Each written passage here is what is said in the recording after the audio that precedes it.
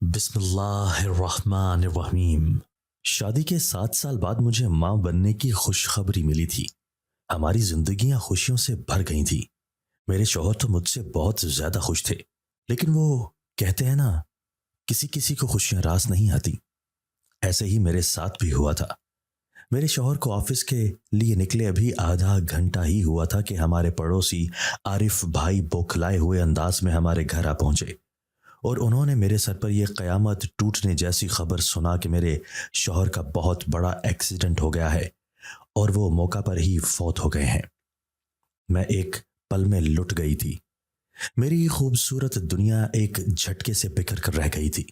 میں بہت چیخی چلائی اور روتے روتے بے ہوش ہو چکی تھی، اور یہی عمل اب ہر دوسرے روز ہونے لگا۔ میں ڈپریشن میں مبتلا ہو کر رہ گئی تھی۔ نہ ٹھیک سے کھانا کھاتی، نہ ہنستی، نہ بولتی۔ دن گزرتے رہے، اور آخر وہ دن بھی آ گیا جب صدف میری کوکھ سے میری گود میں آ گئی تھی۔ میں ایک دفعہ پھر جی اٹھی تھی۔ صدف زین کی نشانی تھی۔ میں اس کو ہر وقت سینے سے لگائے رکھتی۔ مجھے عجیب دھڑکا لگا رہتا تھا کہ جیسے صدف کو مجھ سے کوئی چھین لے گا۔ وقت اپنی رفتار سے سفر کر رہا تھا۔ ایک دن میں صدف کو لے کر ڈرائنگ روم میں بیٹھی ٹی وی دیکھ رہی تھی۔ میری ساس اندر کچن میں تھیں۔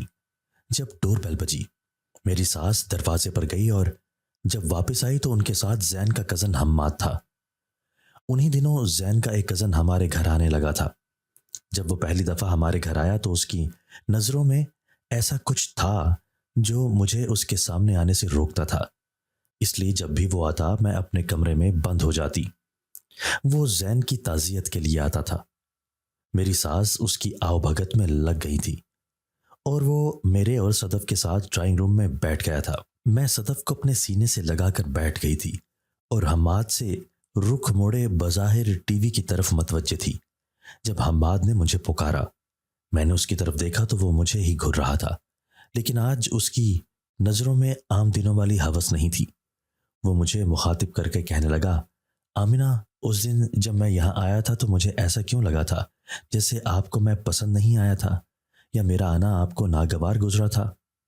میں کچھ کہتی اس سے پہلے ہی ملازمہ ہمیں کھانے کے لیے بلانے آ گئی تھی۔ حماد کھانا کھا کر چلا گیا، لیکن میں مسلسل یہی سوچ رہی تھی کہ کیا میں نے حماد کے بارے میں غلط اندازہ لگایا تھا۔ اس روز کے بعد حماد اکثر ہمارے گھر آنے لگا تھا۔ اس کے روز گھر آنے سے اور صدف کے ساتھ کھیلنے سے صدف حماد سے کافی مانوس ہو گئی تھی۔ اب تو حال یہ ہوتا کہ حماد ایک دن گھر نہیں آتا تو صدف بہت چڑچڑی ہو جاتی، جب تک حماد آ کر اسے گود میں نہ لے لے۔ حماد مجھ سے بھی بہت اچھے طریقے سے پیش آتا، جس وجہ سے میری شرمندگی میں کچھ اور اضافہ ہو جاتا۔ یہ سب دیکھ کر میں بہت پریشان رہنے لگی تھی۔ ایک آدھ بار میں نے اپنی ساس کو بھی کہا کہ وہ حماد کو سمجھائیں کہ وہ یہاں نہ آیا کرے، کیونکہ اس بات کے رد عمل میں میری ساس نے جو کہا وہ سن کر تو میرے ہوش اڑ گئے تھے۔ بیٹا صدف کو باپ کی محبت اور توجہ کی بہت ضرورت ہے، اور اس کے لیے حماد سے بہتر اور کوئی نہیں ہو سکتا۔ ابھی تمہاری عمر ہی کیا ہے میری بچی، مان جاؤ میری بات۔ میری ساس میری شادی حماد سے کروانے پر بضد تھی، اور صدف تو پہلے سے ہی حماد کی گرویدہ بن چکی تھی۔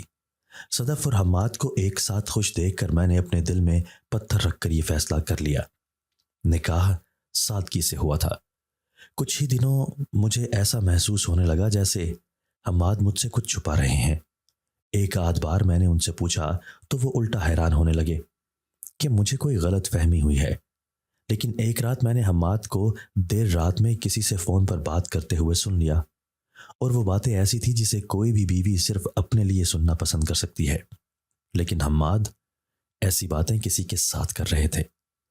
ایک پل کو میں نے سوچا کہ میں جا کر حماد سے پوچھوں کہ وہ یہ سب کس سے کر رہا تھا، لیکن پھر میں کچھ سوچ کر رک گئی اور اپنے کمرے میں لوٹ آئی۔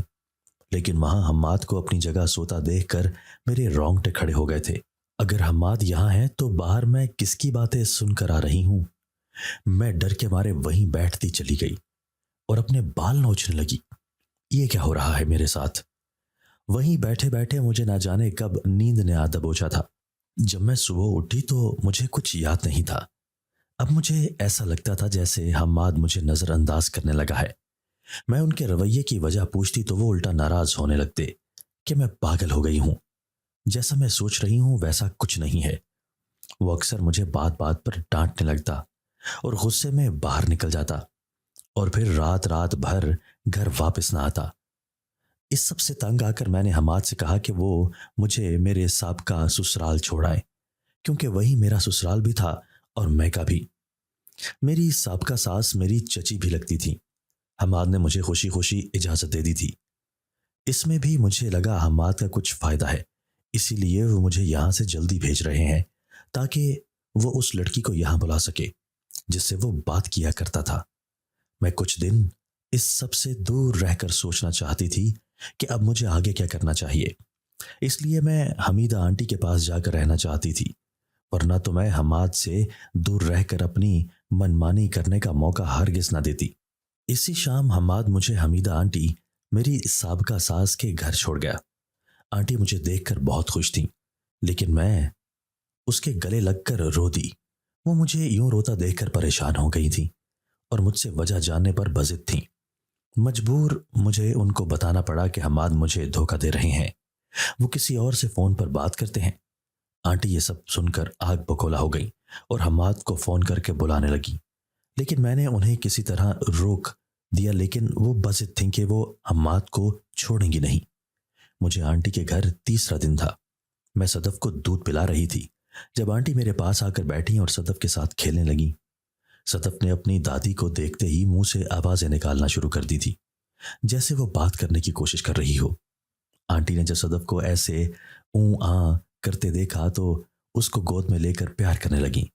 ماشاء اللہ صدف بولنے کی کوشش کر رہی ہے، دیکھو تو آمنہ، یہ بولنے کی کوشش کر رہی ہے، اب دیکھنا کچھ ہی دنوں میں یہ الفاظ بولنا شروع کر دے گی۔ تم ایسا کرو، اس کو امی ابو ایسے ایسے لفظ بول بول کر سکھایا کرو۔ آنٹی صدف کو گلے لگائے بول رہی تھی، لیکن اسی پل مجھے ایسا لگا جیسے وہ صدف کا گلا گھونٹ رہی تھی۔ میری آنکھیں پھٹی کی پھٹی رہ گئیں۔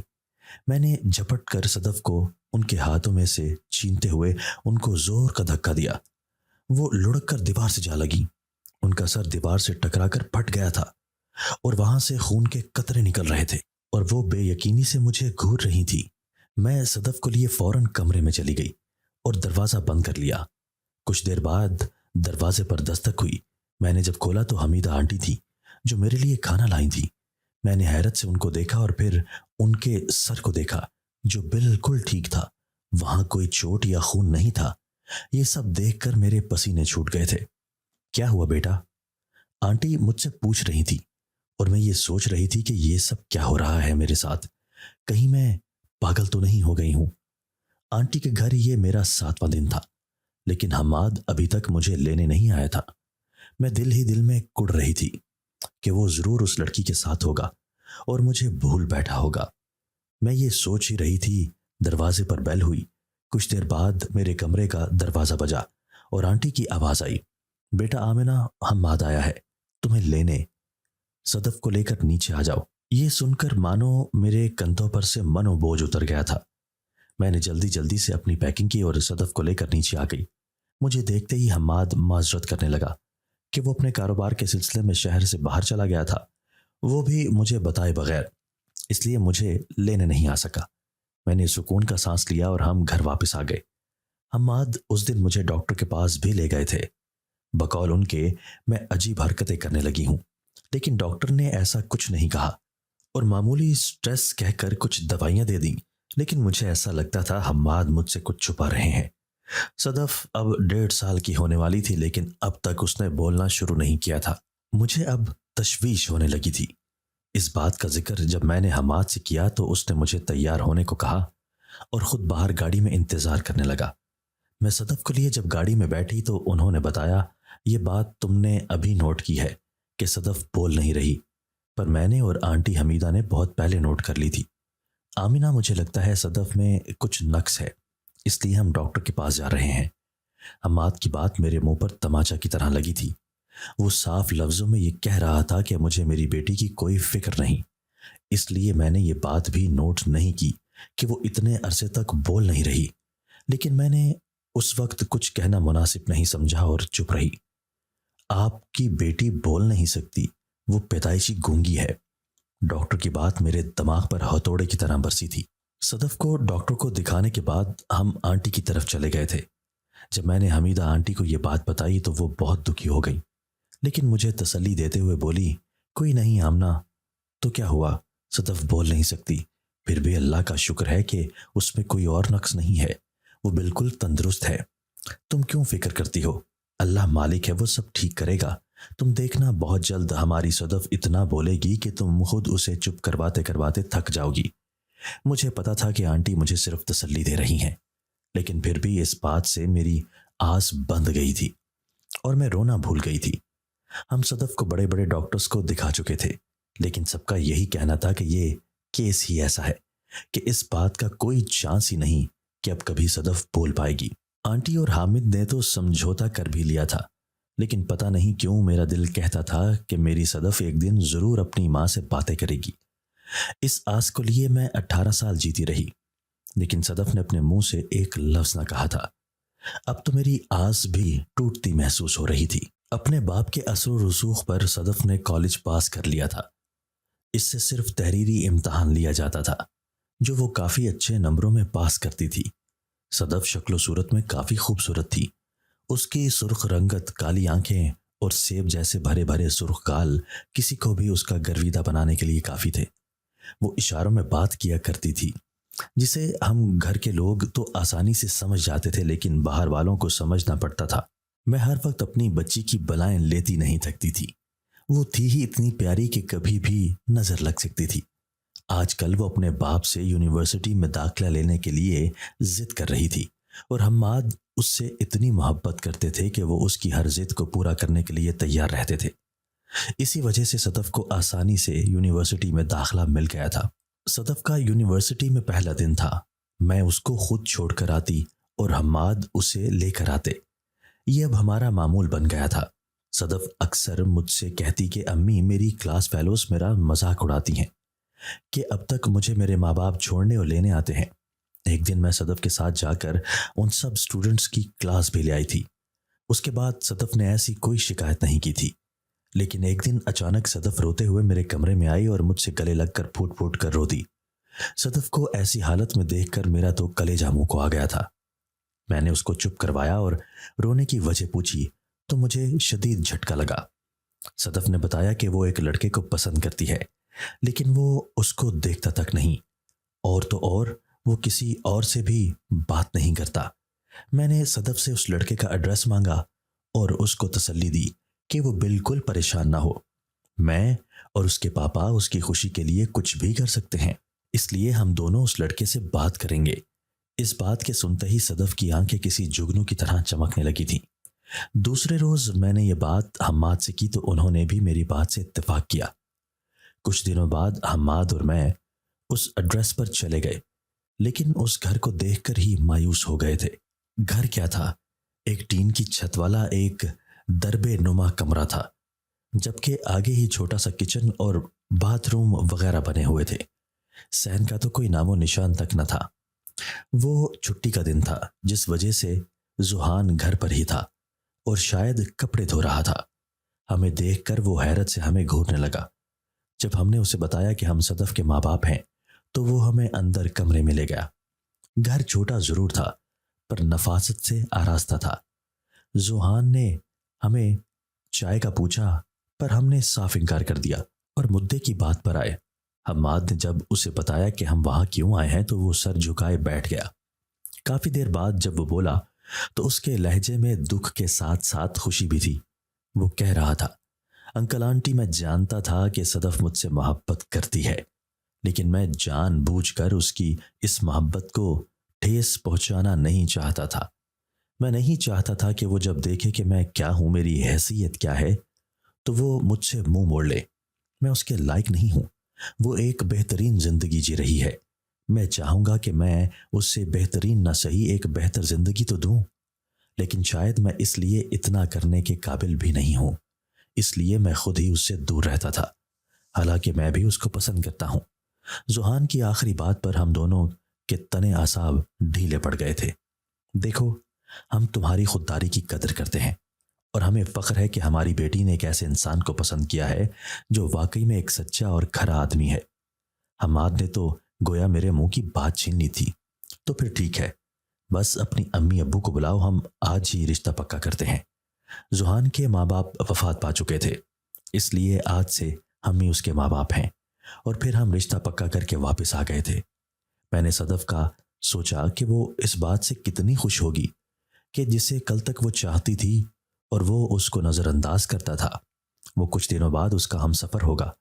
تو میں اس کی خوشی کا سوچ کر زحان کا الجھن بھرا رویہ بھول گئی تھی۔ نکاح کی تاریخ طے ہو گئی تھی۔ شام ہوتے ہی زحان بھی دولہے کے روپ میں پہنچ چکا تھا۔ صدف کو بیوٹیشن تیار کر کے چلی جا چکی تھی۔ سرخ انارکلی فراق میں ماتھے پر سنہری ٹیکا سجائے وہ کوئی سرخی مائل پری ہی لگ رہی تھی۔ میں ساری پریشانیاں بھلا کر اس کی بلائیں لینے میں جٹ گئی تھی۔ نکاح ہو چکا تھا۔ زحان اور صدف اپنے کمرے میں جا چکے تھے۔ حماد اور میں ابھی بھی باہر سامان وغیرہ اٹھانے میں لگے ہوئے تھے۔ جب میں نے دیکھا صدف کچن میں سے نکل کر اپنے کمرے میں جا رہی تھی، اس کے ہاتھ میں ایک پیتل کا برتن تھا۔ میں یہ منظر دیکھ کر ناسمجھی سے کچن میں آ گئی۔ وہاں سلیب کے اوپر ناریل کے ٹکڑے پڑے ہوئے تھے۔ یہ صدف ناریل کا تیل کیوں لے گئی تھی اس برتن میں؟ حماد یہ دیکھیں، یہ اتنے سارے ناریل، اور مجھے لگتا ہے صدف ان میں سے تیل نکال کر ابھی ابھی اندر لے گئی ہے، پر مجھے سمجھ نہیں آ رہا کیوں۔ میں جو سوال خود سے کر رہی تھی اب حماد بھی کرنے لگے، لیکن اس وقت میں بہت تھک چکی تھی، اس لیے اس بات پر زیادہ دھیان نہیں دیا اور سونے چلی گئی۔ اگلا پورا دن وہ دونوں کمرے سے نہیں نکلے، کھانا بھی کمرے میں کھایا تھا۔ میں ان کا رویہ دیکھ کر پریشان ہو گئی تھی۔ آخر کیا ہوا ہے ان دونوں کو؟ کل تک تو سب ٹھیک تھا۔ میری بیٹی گونگی تھی لیکن اس کا شوہر اسے بہت پیار کرنے والا ملا تھا۔ اس بات کی مجھے بہت خوشی تھی، لیکن وہ دونوں اتنے چپ چپ کیوں ہیں؟ کیا وہ دونوں خوش نہیں ہیں؟ عجیب سی سوچوں نے مجھے پریشان کر کے رکھ دیا تھا۔ حماد کو کچھ کہتی تو وہ ہمیشہ کی طرح مجھ پر غصہ کرنے لگتے کہ میں اب بھی ہر چیز کو نیگیٹو انداز میں لیتی ہوں، وہ سوچتی ہوں جو ہوتا ہی نہیں ہے۔ شاید میں بھی حماد کی بات پر یقین کر لیتی، لیکن اس رات میں پانی پینے کے لیے اٹھی تو میں نے آج پھر سلیب پر ناریل کے ٹکڑے دیکھے۔ میرا ماتھا ٹھنکا۔ میں نے صدف اور زحان کے کمرے کو دیکھا، دروازہ بند تھا لیکن لائٹ آن تھی۔ یہ سب کیا ہو رہا ہے؟ آخر یہ صدف ناریل کے تیل کا کیا کرتی ہوگی؟ مجھے اس پر شک ہونے لگا تھا، لیکن اس وقت میں اپنے کمرے میں واپس آ گئی۔ صبح جب میں نے حماد کو یہ بات بتائی تو وہ بوکھلا گئے، لیکن پھر انہوں نے مجھے ڈانٹتے ہوئے کہا کہ وہ ان دونوں میاں بیوی کے معاملہ ہے، تم ان سے کچھ مت پوچھنا۔ میں حیرت سے حماد کو دیکھتی رہ گئی۔ کچھ دن میں نے چپ رہ کر صدف پر نظر رکھی۔ وہ روز رات کو ناریل کا تیل گرم کر کے اپنے کمرے میں لے جاتی تھی۔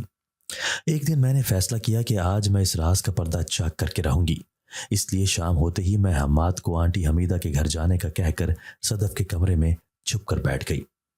کچھ دیر بعد زحان بھی کمرے میں آ گیا۔ میرا دل بہت گھبرا رہا تھا۔ اگر بیٹی اور داماد نے مجھے یہاں دیکھ لیا تو کیا سوچیں گے وہ میرے بارے میں؟ لیکن مجھے جو تجسس ہو رہا تھا وہ بھی دور کرنا تھا۔ میں یہ سوچ ہی رہی تھی جب صدف کمرے میں آ گئی۔ زحان نے اسے اپنے پاس بٹھایا اور پھر اپنی جیب سے کچھ نکال کر اس کے ہاتھ میں رکھ دیا۔ میں نے دیکھا وہ کوئی چیز تھی جو کاغذ میں لپٹی ہوئی تھی۔ میں دیکھ نہ پائی کہ وہ چیز آخر کیا ہے۔ اس کے بعد صدف باہر چلی گئی اور زحان واش روم میں فریش ہونے چلا گیا۔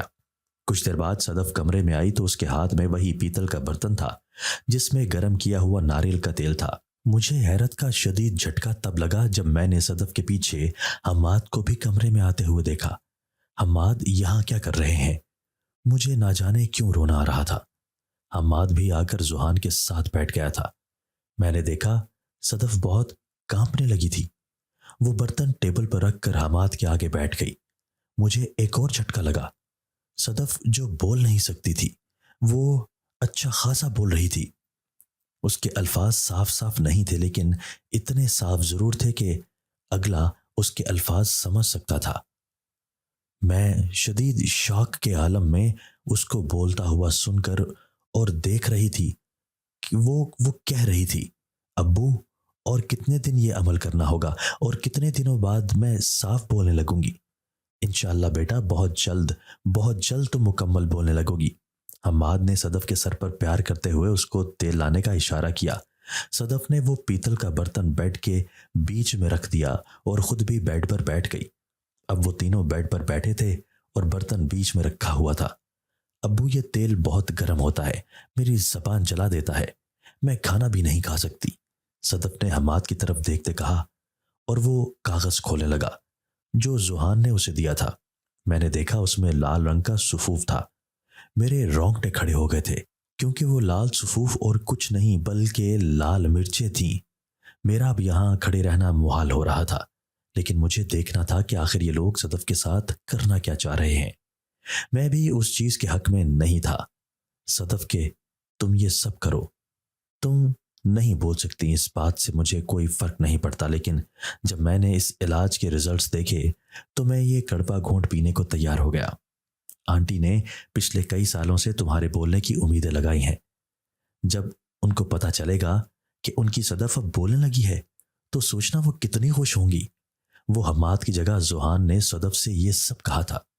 सदफ भी पूरी तरह तैयार लग रही थी, इसलिए उसने उस सुर्ख रंग के सुफूफ को मुंह के करीब करके जबान उस पर मारने लगी। ऐसा करने से उसकी पूरी जबान पर लाल मिर्चें लग गई थी और उसकी आंखों से आंसू जारी हो चुके थे। मैं जहां थी वहीं जम गई थी। मुझे ऐसा लग रहा था जैसे अब कभी मेरे मुंह से आवाज नहीं निकलेगी। फिर सदफ ने वो बर्तन उठाया और उस पर झुक गई। तेल गर्म था और उस गर्म तेल में सदफ अपनी जबान को सेंक रही थी। मुझसे मजीद नहीं देखा गया और मैं औट से बाहर आ गई। मैं अभी तक चुप थी। मुझे शदीद शौक लगा था। मेरी बच्ची, ये तुम क्या कर रही हो? मैंने एकदम से उस बर्तन को सदफ के हाथों से लेकर दूर फेंक दिया और उसे गले से लगाकर फूट फूट कर रो दी। सदफ अब तड़प रही थी। मुझसे उसकी ये हालत देखी नहीं जा रही थी। हम्माद मुझे बाहर चलने को कह रहा था, पर मैं सदफ के साथ चिमट गई थी। वो तड़प रही थी। जुहान पानी लेकर आया था। हम्माद मुझे जबरदस्ती दूसरे कमरे में ले आए थे और दरवाजा बंद कर दिया। मैं बहुत देर तक रोती रही, लेकिन फिर भी हम्माद ने मुझे सदफ के पास जाने नहीं दिया। कुछ देर बाद कमरे के दरवाजे पर दस्तक हुई। हम्माद ने दरवाजा खोला तो जुहान था। जुहान ने बताया कि सदफ अब ठीक है और अब वो सो चुकी है। ये सुनकर मुझे सुकून हुआ। अब जानना चाहती थी कि ये सब कुछ जो कुछ देर पहले हुआ वो सब क्या था। हम्माद ने भी मेरी बेचैनी को देखते हुए बताना शुरू किया। देखो आमिना, ये एक आखिरी हल है जिससे हमारी बेटी बोल सकती है।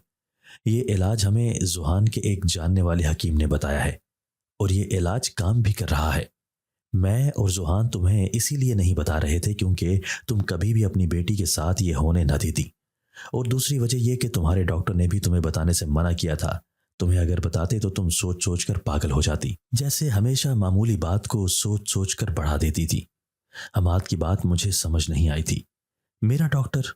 लेकिन मेरा डॉक्टर कौन है और मुझे क्या हुआ है जो वो मना कर रहा है? हम्माद ने मुझे अफसोस से देखा और मेरे करीब आकर बताने लगा।